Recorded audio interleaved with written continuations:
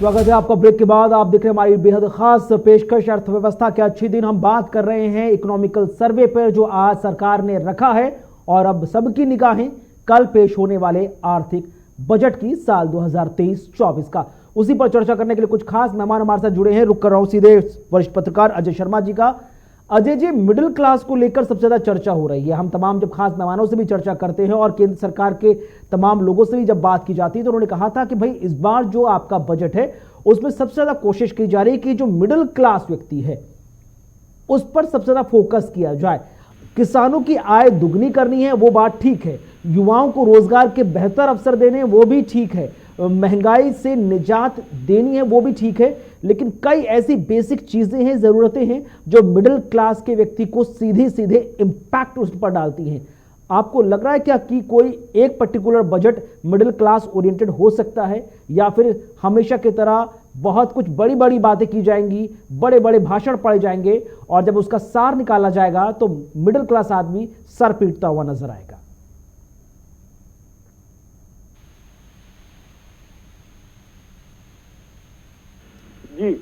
जी अजय जी, आवाज पहुंच रही है आप तक? हाँ, मुझे आ रही है आपकी आवाज। जी सर, मिडिल क्लास को लेकर लगातार चर्चा की जा रही है। आपको क्या लगता है इस बजट से क्या उम्मीदें हैं? मुझे तो ऐसी कोई खास उम्मीद दिखाई नहीं देती है ऐसा कुछ होने वाला है। और जैसा कि अभी आपने कहा कि बाद में मिडिल क्लास अपने को थका हुआ सा महसूस करेगा। बहुत बड़ी बड़ी अच्छी बातें हो सकती हैं। जैसे मैंने कहा कि बजट हमेशा वो देखने में खूबसूरत होता है, लोक लुभावन होता है, बड़े बड़े फिगर होते हैं, लाखों के, करोड़ों के, अरबों के। लेकिन जब आप पर व्यक्ति उसको कैलकुलेट करते हैं तो मालूम पड़ता है तो ऊंट के मुंह में जीरे के समान है। इस तरह की चीजें हैं। और दूसरा, हमारा जो मिडिल क्लास है, अगर मैं ये कहूँ कि वो अब आटा कितना महंगा है इसको आप देख लीजिए। एक पर रोटी की कीमत निकाल लीजिए, लगभग 5 से 6 रुपए के आसपास जा रही होगी। आज से लगभग 6 महीने पहले जो आंकड़ा आया था, लगभग 4 रुपए की एक रोटी पड़ रही थी, 4 से 4.5 रुपए की। तो अगर आप एक मिडिल क्लास का व्यक्ति यदि आटा जो है इतना महंगा खरीद रहा है और वो एक रोटी भी जैसे इतनी महंगी हो चुकी है उसकी थाली से, या बच्चों का दूध जो है वो इतना महंगा हो चुका है, चाहे मदर डेयरी का दूध हो या पॉलीपैक का दूध हो, वो अगर 60 रुपए के आसपास पहुंच गया है तो आप इसी से अंदाजा लगा लीजिए कि मिडिल क्लास की स्थिति क्या है। मैं तेलों की बात नहीं करता, दालों की मैं बात नहीं कर रहा हूँ, मैं तो सिर्फ एक आटे की मैंने जिक्र किया, उसी से अंदाजा लगा लीजिए। और आप बड़ी बड़ी बातें करें बैठ के यहाँ पर कि बहुत अच्छा है, ये है, वो है। लोगों की जेब में पैसे नहीं है, बाजारों में रौनक नहीं है, और आप बातें कर रहे हैं कि ये ऐसी चीजें। तो मिडिल क्लास ही बाजार को चलाता है, मिडिल क्लास ही खरीदने जाता है। जो बहुत रईस लोग हैं ना, उनकी शॉपिंग विदेशों में होती है या बहुत बड़ी बड़ी जगह होती है और उनके कोई फर्क नहीं पड़ता है। ठीक है। तो इस देश को चलाने में जो सबसे बड़ी भूमिका है वो मिडिल क्लास की है, और मिडिल क्लास को आपको राहत देनी पड़ेगी, चाहे बिजली का बिल हो, चाहे गैस हो, चाहे वो। शुभेंदु जी हमारे साथ लगातार जुड़े हैं। शुभेंदु जी, मिडिल क्लास क्या उम्मीद लगाकर बैठे? क्योंकि लगातार जो आम जनता वो कहती है भैया अमीरों को फर्क नहीं पड़ता आपकी महंगाई से, उनके पास बहुत तेरा पैसा है। गरीब जो है उसको बहुत सारी चीजें मुफ्त मिल रही हैं, टैक्स लिया जाता है, हर चीज में मार खाता है मिडिल क्लास इंसान, और उसके बावजूद भी उस पर फोकस नहीं किया जाता। ऐसा आखिरकार मिडिल क्लास के साथ क्यों हो रहा है? 2-3 चीजें हम अपने साथी प्रवक्ता जो हमारे विपक्ष कांग्रेस पार्टी के हैं उनको बताना चाहता हूं। जी, प्रश्न उठाना और कंपेयर करना। आप पीछे से कंपेयर करो कि 2013 में क्या इन्फ्लेशन रेट था। मैं आ रहा हूँ। ठीक है आशुतोष जी, आएंगे। ठीक है, मैं कांग्रेस के प्रवक्ता सुन लो मेरी बात। नहीं, मैंने आपके लिए नहीं, इसके पहले जो कांग्रेस के प्रवक्ता थे उन्होंने मिडिल क्लास के लिए बोला था। आपकी बात तो आप मैंने उनके लिए बोला। मैं 2-3 चीजें बताना चाहता हूँ। देखो, हम प्रवक्ता लोग हैं तो हम अपना विषय तो रखेंगे, कुछ कमियां भी होंगी वो आप लोग बताओगे। पहला चीज ये है कि हमने इसमें प्लान किया है, जो गवर्नमेंट ने प्लान किया है, जो आज सर्वे में है, ऑफिशियली आप देख लीजिएगा, मैं उसी से पढ़ के बता रहा हूँ। Phase wise reduction in excise duty of petrol and diesel, ये पहला पॉइंट है जिसके लिए आप हमेशा फ्यूल और उसके लिए कहते थे कि इससे बहुत सारी चीजें फर्क पड़ता है। तो इसके लिए फेज वाइज रिडक्शन के लिए प्रोविजन किया गया है, और कस्टम ड्यूटी जो है उसको भी कम किया जा रहा है। बेसिक ड्यूटीज के ऊपर भी कम करने की बात है। ये सोयाबीन ऑयल और क्रूड सनफ्लावर ऑयल का जो प्राइस बढ़ गया था, आपने पिछले सालों में देखा होगा कि जो एडिबल ऑयल था उसका प्राइस बहुत ज्यादा बढ़ा था। वर्ल्ड के में एडिबल ऑयल की कमी हो गई थी उसके कारण। तो अब इसको भी हम लोगों ने इस पे भी ड्यूटी का कम कर रहे हैं। Import duty on major input, जो जैसे बाहर से जो इक्विपमेंट्स आ रहे हैं उसको भी इंफ्रास्ट्रक्चर बढ़ाने के लिए किए जा रहे हैं।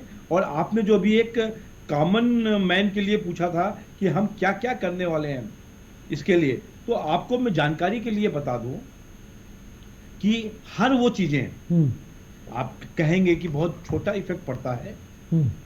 आज जो मिडिल क्लास के पास सबसे सस्ता फोन है एवरेज, वो 40,000 रुपए का है, जो मोबाइल फोन वो यूज करता है। तो दोनों चीजों को बैलेंस बनाकर कैसी बात कर रहे हैं? कहाँ है 40,000 रुपए सबसे सस्ता फोन? कहाँ बात कर रहे हैं? मिडिल क्लास की बात कर रहा हूँ मैं भी मिडिल क्लास की बात कर रहा हूँ भाई साहब। मिडिल क्लास मेट्रो में चलता है, दिल्ली की बसों में सफर करता है। कहाँ 40,000 रुपए का मोबाइल फोन मिलेगा? आप 20,000 रुपए का मोबाइल फोन इस्तेमाल करता है मिडिल क्लास। कहाँ जा रहे हैं आप? तो गरीब आदमी का 20,000 रुपए का मोबाइल फोन इस्तेमाल कर रहा है। जो सर आपको मालूम नहीं है, जो आज मिस्त्री घर में आने वाली बाइयां, ना गलत बात है ये, आप गलत नहीं, गलत। मिडिल क्लास 40,000 रुपए मोबाइल फोन इस्तेमाल कर रहा है। आपसे बता रहे हैं सर, आपके कहने से कुछ नहीं होगा। अरे क्यों? सर्वे की रिपोर्ट के हिसाब से बता रहा हूँ कि जो हम भी तो बता रहे हैं ना, हम भी तो पत्रकार है, हमारे पास भी तो लोगों का डाटा होगा ना। पत्रकार हो गए तो पढ़ के आओ। मैं आपको नहीं, गलत बात आप ये बता रहा हूँ कि किस फिगर के अंदर लोअर मिडिल क्लास, जो लोअर मिडिल क्लास है उसको छोड़ दीजिए, वो करीब 20,000 के लेके 15,000 के फोन को यूज करता है। पर मिडिल क्लास और हायर मिडिल क्लास का फोन का जो बजट है वो 25,000 से 40,000 का है। और ये जो मेक इन इंडिया का प्रोजेक्ट है, 25 आइटम ऐसे बनाए गए हैं जो भारत में बनाए जाएंगे, इंक्लूडिंग एसी। लेकिन sir, sorry to interrupt you, लेकिन भले ही वो 20,000 का फोन है, 25,000 का फोन है, एक वक्त का खाना पेट नहीं भर सकता सर। पेट भी आपको शांत नहीं कर सकता है, आपको आटा सस्ता करना पड़ेगा, चावल कीमत सस्ती करनी पड़ेगी, आपको दूध की कीमत सस्ती करनी पड़ेगी। उस पर आप बताइए सर कि इनके दाम नीचे आएंगे या नहीं आएंगे।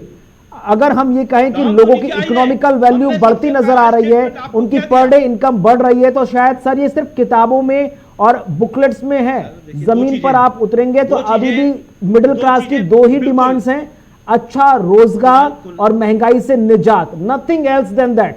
दे वांट फ्रीडम फ्रॉम महंगाई एंड एम्प्लॉयमेंट। इसके लिए मैंने आपको जवाब दिया कि 1992 के बाद से लेके आज तक जो बेरोजगारी की दर है, एक साल को छोड़ के सभी जगह 5 से लेके 6 के बीच में ही है। तो ऐसा नहीं है कि कोई बेरोजगारी अचानक बढ़ गई है। दूसरी चीज कि जो 13-13.5% 2013-14 का था, वो आज इन्फ्लेशन रेट 3.2 भी है। तो ऐसे चीजों को आप बड़ा रोटी को लेके, आज आप एक तरफ तो कहते हो कि 5 रुपए की रोटी हो गई और दूसरी तरफ कहते हो कि किसानों को ज्यादा पैसा मिलना चाहिए। दोनों को बैलेंस बना के रखना पड़ेगा कि आपकी तरह फिर ऐसे ही प्रोसेस चलेगा जैसा श्रीलंका में हो गया, फ्री कर दो, सब जगह सब्सिडीज दे दो। सबको ध्यान में रखते हुए इस कंट्री को आगे बढ़ाना है और यही आज सर्वे रिपोर्ट में दिया गया। ठीक है, हंसराज जोशन साहब हमारे साथ लगातार जुड़े हुए कांग्रेस के नेता है। हंसराज जी, आप लगातार शुरुआत से कहते हुए नजर आए, लेकिन अगर हम बात कर लें मिडिल क्लास व्यक्ति की, तो मिडिल क्लास व्यक्ति तो अब भी दोनों हाथ से खाली नजर आ रहा है। अमीर के तो दोनों हाथ में लड्डू हैं क्योंकि उसके पास बतेरा पैसा है, गरीब के भी एक हाथ में लड्डू क्योंकि सरकार की तरफ से उसे बहुत सारी राहत सामग्री मिल रही है। लेकिन एक मिडिल क्लास व्यक्ति को अपने थाली को भरने के लिए इतने जतन करने पड़ रहे हैं कि उसके पसीने छूट जाते हैं, और उसके बावजूद भी जब महीना गुजरता है उसकी जेब महीने के गुजरने समाप्ति के आने से पहले ही खाली हो जाती है। यह आप उससे पूछिए कि आखिरकार लास्ट का एक हफ्ता 10 दिन वो कैसे चलाता है मुश्किल में।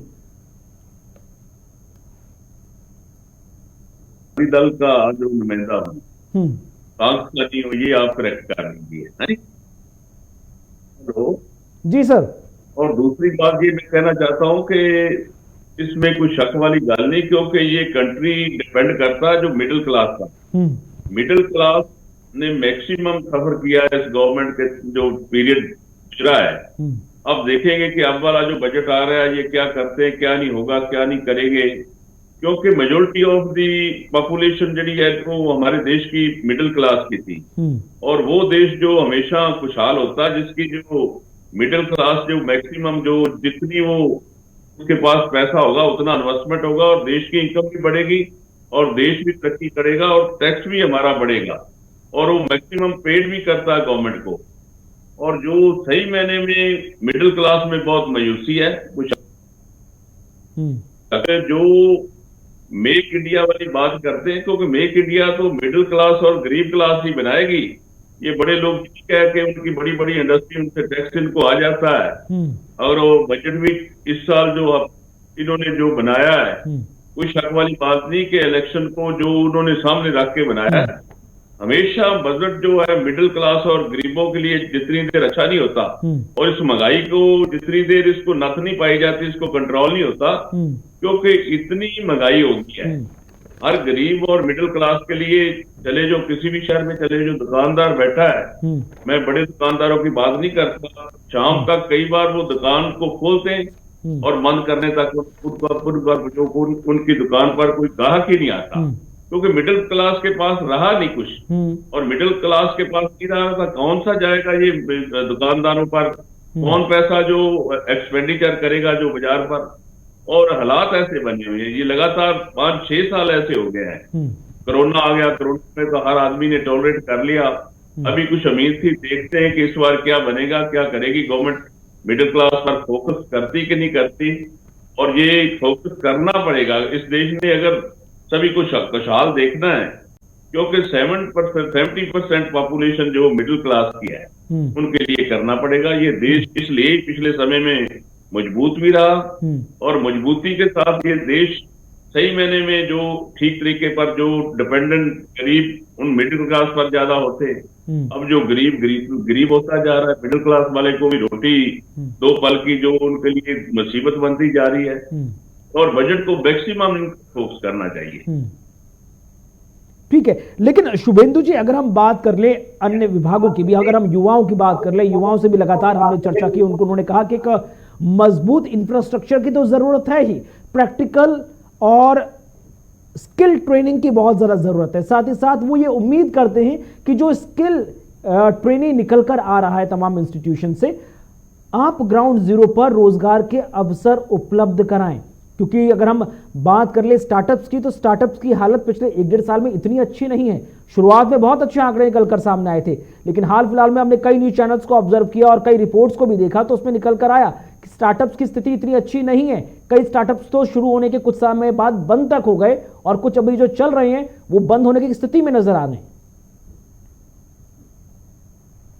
कि ज़्यादातर स्टार्टअप प्रोजेक्ट्स 18 के बाद चालू हुए, 18-19 के आसपास, तो आपने देखा होगा 17 के बाद, 18 के बाद और 19 के बाद जो इसमें चालू हुआ।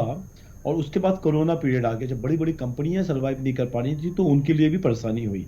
ठीक है, पर हमने 2 सालों में जो इंफ्रास्ट्रक्चर के ऊपर कम इन्वेस्टमेंट हुआ, हमने रोका नहीं।